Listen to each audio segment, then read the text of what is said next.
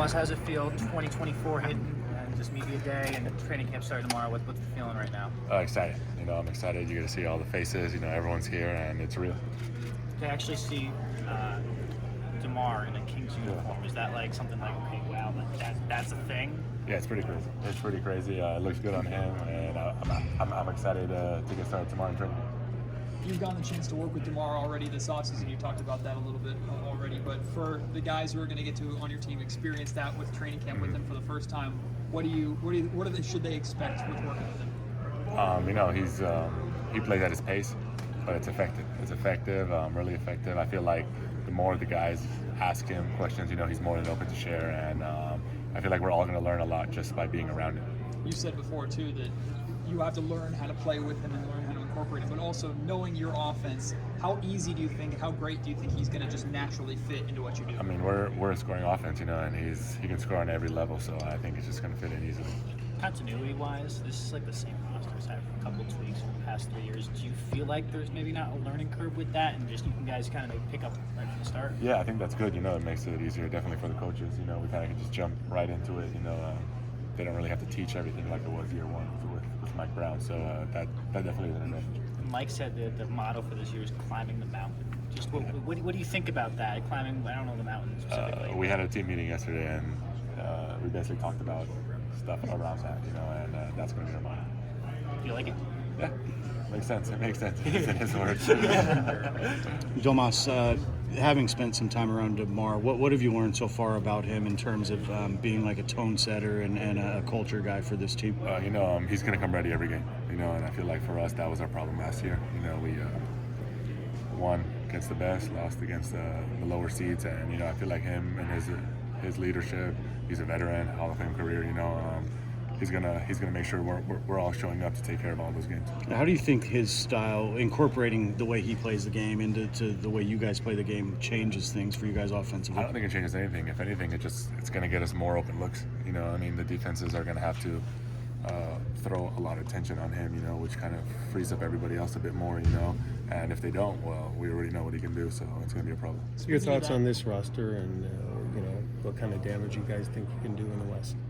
It all depends on us. We start tomorrow, and it depends on us, to come out and really take this thing serious from the jump. You talked about the open looks. To have a guy like Keegan on the perimeter, Kevin Huerter coming back with him on the perimeter, the open shots they'll probably get more of because of DeRozan. How much does that excite you as a pass-first big man, knowing they're going to get ready? A lot. I think they're more excited than me. They're going to get catch and shoot, open shots. So I can pass it. DeMar, Fox has attention, so they're just going to get more options to be themselves. When you look at Keegan, first year was 3-point, last year was really good defense. Where do you feel like he can mature in his third year? He can talk this year maybe a little bit more. I think so. I'd love that. He can say good morning when he walks by me. that would help a lot. Is there some curiosity on your part how this all kind of blends and fits together? No, we're just excited. Anytime you add a Hall of Fame guy, to your roster, I don't think everyone's just excited for the season to come. How much do you feel when you looked at the roster overall that you guys were addressing areas of need for sure? For sure. He definitely helps Fox in the fourth quarter and can do what they want.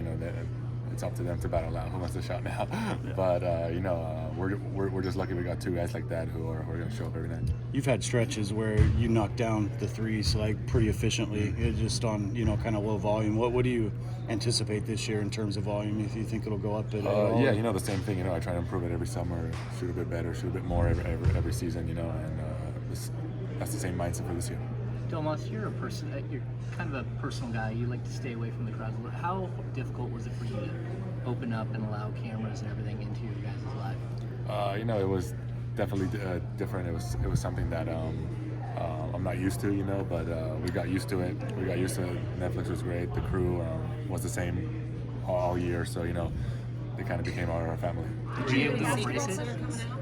Excuse me? Are there any secrets coming out that you want to warn us about? Secrets about what? Anything. I don't know. I mean, Oh, no, I'm just nothing. joking. You guys will see. Any basketball questions? Did you read DeRozan's book by chance? Not yet. I'm still waiting for one in my locker. How much will he help lift maybe the leadership, the vocality, like being that voice in the locker room?